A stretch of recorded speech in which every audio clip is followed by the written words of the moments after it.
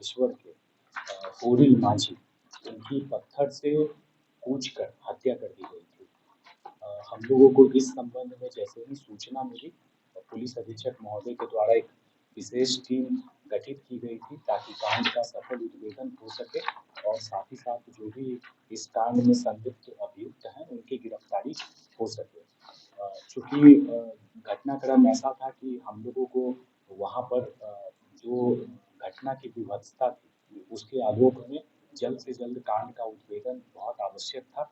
हम लोगों ने घटनास्थल से पर्याप्त साक्ष्य एकत्रित करने के साथ साथ जो प्राथमिकी दर्ज थी उसमें 3 नामजद जो अभियुक्त थे उन तीनों की गिरफ्तारी एक दिन के भीतर ही सुनिश्चित कर दी है और साथ ही साथ जो गिरफ्तार अभियुक्त हैं उनसे जो पूछताछ हुई है और हमारे पास जो साक्ष्य है तो उससे घटना इस तरह से खुलकर सामने आई है कि 12 अप्रैल को गांव में एक शादी थी। उसी शादी के साइड लाइन्स पर जो अभियुक्त हैं और जो मृतक हैं उनके बीच किसी बात को लेकर झगड़ा हुआ था और उसी में अभियुक्तों के द्वारा जान से मारने की धमकी दी गई थी। पुनः जो घटना की तिथि है उससे कुछ दिन पहले अभियुक्तों के द्वारा उसी पुराने झगड़े को लेकर मृतक को जान से मारने की धमकी दी गई थी, सबक सिखाने की धमकी दी गई थी।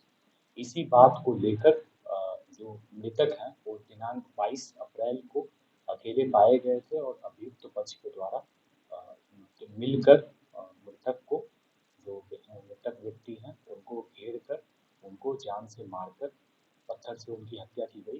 जान से मारकर उनकी जो लाश है उसको गांव के पास जो कछार है जो सैंडी एरिया है वहाँ पर फेंक दिया गया था। घटनास्थल से हम लोगों ने साक्ष्य भी एकत्रित किया है जिसको हम लोग विधि विज्ञान प्रयोगशाला में फर्दर जो एग्जामिनेशन है उसके लिए भेजेंगे और मामले में जो 3 नामजद अभियुक्त हैं उन तीनों की गिरफ्तारी हो चुकी है। 3 नामजद अभियुक्त हैं राजवीर मांझी पिता अरुण मांझी, बित्तन मांझी पिता महेंद्र मांझी और तीसरे अभियुक्त हैं रंजू मांझी पिता स्वर्गीय तारू मांझी। तीनों अभियुक्तों का घर कागेश्वर है, थाना खैरा, जिला जमुई। पहले भी गिरफ्तारी? हाँ जी हाँ, इस मामले में एक पहली गिरफ्तारी कल ही हो चुकी थी।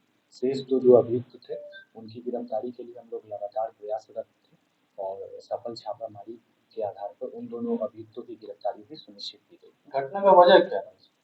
वही जो 12 अप्रैल को जो शादी के साइडलाइंस पर जो मारपीट हुई थी, झगड़ा हुआ था, उसी में अभियुक्तों के द्वारा जान से मारने की धमकी दी गई थी और उसी के फलस्वरूप जो घटना जो है मृतक के साथ जो आपराधिक कृत्य है उसमें कल्पिनेट हुई। सर मृतक के जो बेटे थे उनके द्वारा कुछ सुबोध यादव का नाम भी सामने आता है, ये कहाँ तक सत्य है? क्या कुछ हम लोगों ने वो एंगल को देखा है तो उसमें फिलहाल कोई कॉन्क्रीट एविडेंस मिला नहीं है। हम लोगों का अनुसंधान जारी है। यदि फर्दर इसमें कोई और एंगल मिलता है तो हम लोग वो पॉइंट पर ही इन्वेस्टिगेट करेंगे और उस चीज़ को भी हम लोग माननीय न्यायालय के समक्ष रखेंगे। इसका कोई आपराधिक इतिहास अभी तक जो हम लोगों ने जो क्रिमिनल रिकॉर्ड